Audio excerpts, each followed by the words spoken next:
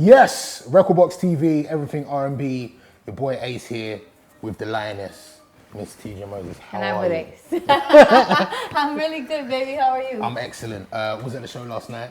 Thoroughly enjoyed it. Thank you for coming. We're friends now. Yes, aren't we are. So yeah, I was gonna be. I thoroughly enjoyed it. Really enjoyed it. Did you? Yeah, you look like you had a good time. I did have a good time. Yeah. In the beginning, I was like struggling with the sound a little There was bit. a couple sound issues. Yeah, but once I got past that, after a certain point, you realize you just have to enjoy yourself. 100%. Because if you enjoy yourself, people going to enjoy themselves, and they didn't come to see you battle with the sound. Right. You know what I mean? Then you get it together and you enjoy yourself. But I had a good time. You got like a very special relationship with the UK. You're always here. And I love that you're always here. And people come out and see you. Do you enjoy performing in the UK? I really do. I love it. I've told you this before. Like, it's one of the first places that I was able to see a sea of people singing my songs. Right. When I didn't even know, I put out an album and I was writing songs for other people, but I was watching other people's songs blow up that I was writing, but right. I thought nobody knew my songs. And the first place I came and I saw people really knew my songs, and not only did they know them, like they knew them word for word, and they really were like, they had life experiences with the right. records. It was in the UK, so London to be specific. So I do have a very special relationship with London. I people watch a lot, and I was people watching during the concert.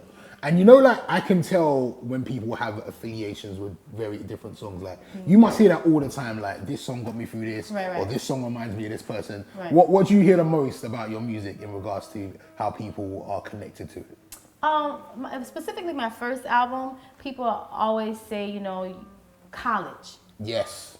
University, right. That time in their lives, and it's so important because that's a time when you becoming a grown up. Right. Like, you're not quite yet responsible for yourself. You can do dumb things and right. still be like, oh, I'm just a kid, So like, that's your growing up period. So a lot of them say, you got me through my college period, my university time, or like a bad love affair, right. or like, me and my girls, this is the soundtrack to us going out when we're getting dressed. It's just it's a various amount of things they say. I think Complex Simplicity came out when I bought my first car.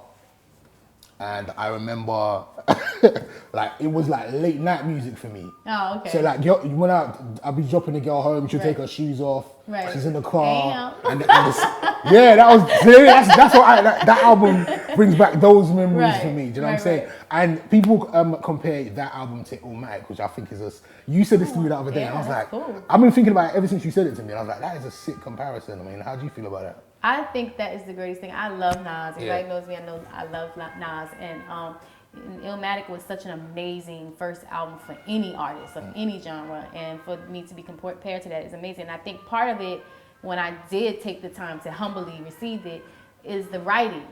It's just honest, And when you're writing your first album, when you don't do albums, you don't understand this. But you've been writing that album your entire life until the day you write the last song. Right. So that's why it's hard to come back with the second one, because you don't have the same amount of time and experiences, right. But that's like with Nas. He had been writing that album his whole life, I've been writing Complex Simplicity my whole life, and we both come from places of struggle, and it wasn't easy, So I think that that's a great comparison, and I'll take it. Yeah. I mean, did you have any idea you was creating the classic while you was in the studio making it? Was you like, this is the one, this is gonna really touch people? Or was it just a collection of your songs?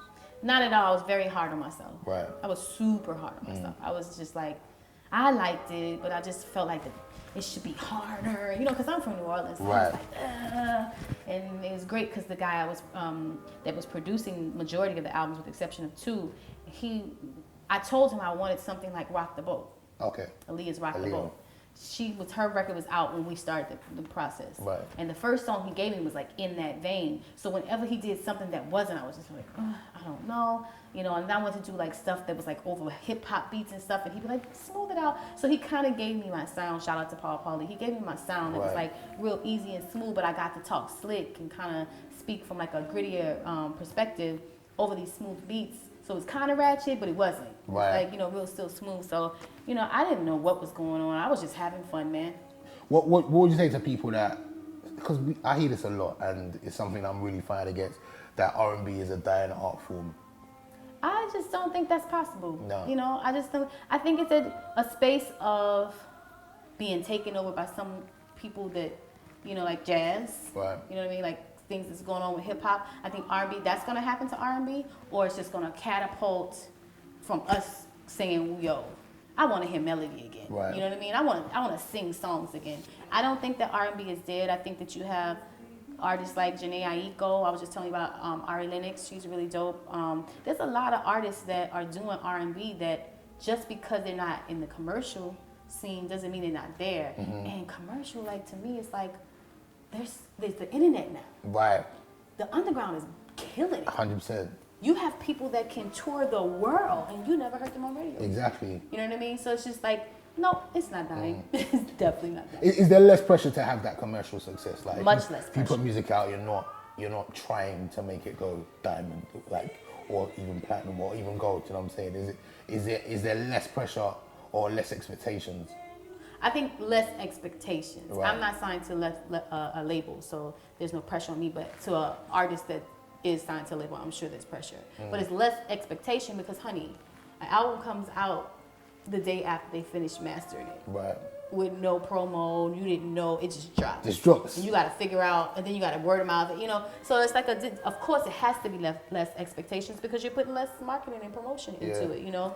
But I think that with the internet, it's just kind of one of those things that you better be good because there's a lot of it out there, you know. And something that's good can catch a fire, and man, it just goes, and no one really even know how it happened. Right. You know what I mean? Like, where did this Chance the Rapper come from? Yeah. You know what I mean? Yeah. So like these things happen. So it's just I think it's less expectations. Yeah. You know. I interviewed. You had this kid Khaled. The kid called Khaled. I think he's from Houston, but he grew up in Germany. Really nice voice, really nice voice. And he's got a really old soul. He sounds like he's been here forever. Right. And his song literally just blew up on SoundCloud. He got like somebody, I think one of the Kardashians was playing it, and he's now like huge. So it could just happen overnight. That is just the it could be, you know what I'm possibility. saying? I mean, are you enjoying independent hustle? You being behind everything, or do you miss the machine a little bit? Oh, I miss it a lot. Do you? Yo, What do you miss about the machine? Listen, let me tell you, my machine was still independent, Right. you know, but it was a machine. It's funding, man, you know. It costs for me to be here in the UK, you know what I mean? And my team to come over and for us to stay in hotels that don't have rats and roaches. You know what I mean? So like it's costly. So you have to love it because sometimes you don't go home with the money you really want to go home with because you got to accommodate so much, you know what I mean? But I do miss that part, but I love my control.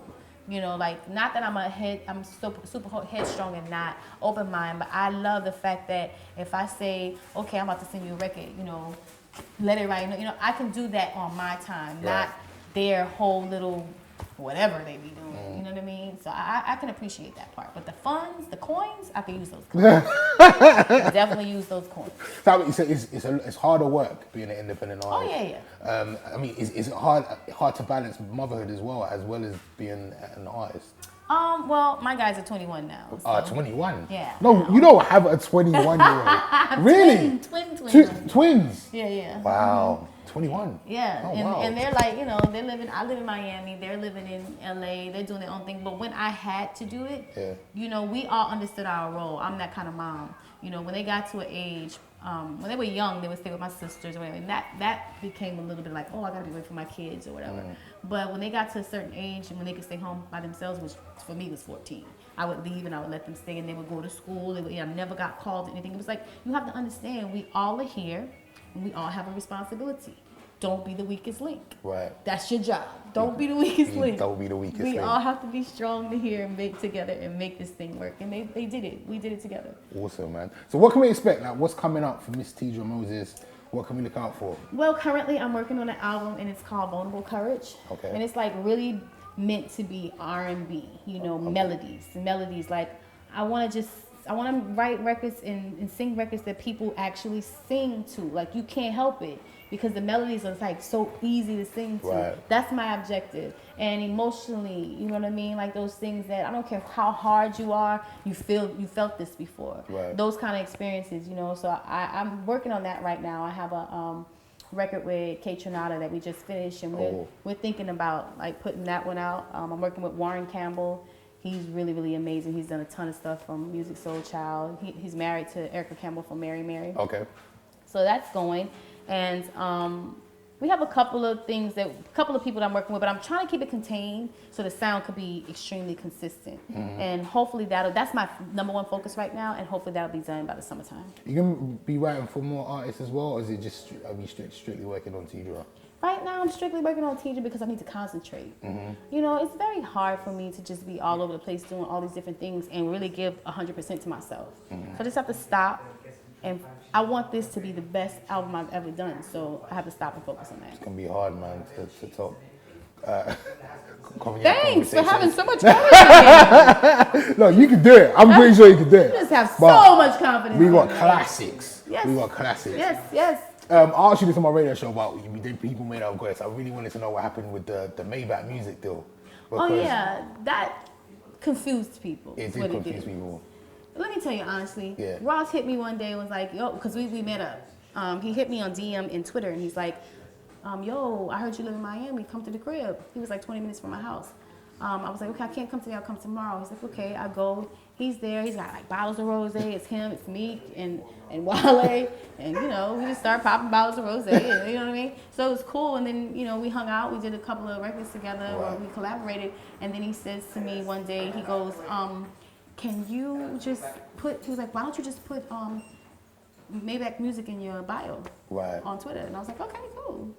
And then we were like, okay, we're gonna do a deal, and it just fizzled out because we cool with each other. You know what I mean? It's just, I'm on his new album coming out March 17th, Rather You Than Me, and I sang to him on his birthday, this past birthday. So we're really cool and we're affiliated. It just didn't pan out to be an actual record deal. It didn't come out that way.